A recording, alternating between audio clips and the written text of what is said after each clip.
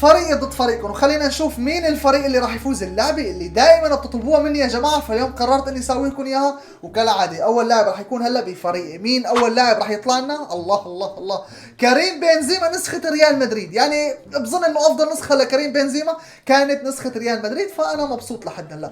خلينا نشوف مين اول لاعب بفريقكم انتم. مين راح يكون اول لاعب؟ هاري كين نسخه البايرن، طبعا نسخه ممتازه، نسخه رائعه. خلينا نشوف مين اللاعب الثاني بفريقي، وانا بصراحه بدي رونالدو او ميسي، يعني خلص يعني الاسطوره منهم. يلا يا كريستيانو.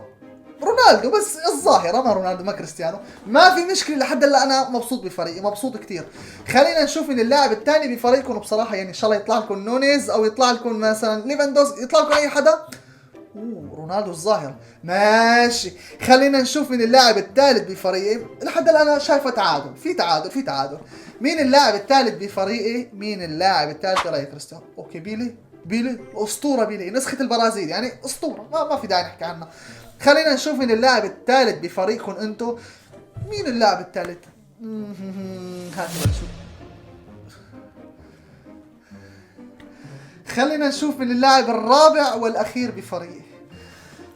هاتوا لنشوف. يعني ما بعرف شو. خلينا نشوف من اللاعب الرابع والاخير بفريقكم. يعني ناقص يطلع لكم ميسي وخلاص، يعني تختموا كرة القدم. هاتوا لنشوف من اللاعب الرابع. يا جماعة اذا بتظنوا فريقكم اللي فاز، حطوا لايك، خلينا نوصل 20,000 لايك على هذا المقطع. السلام عليكم.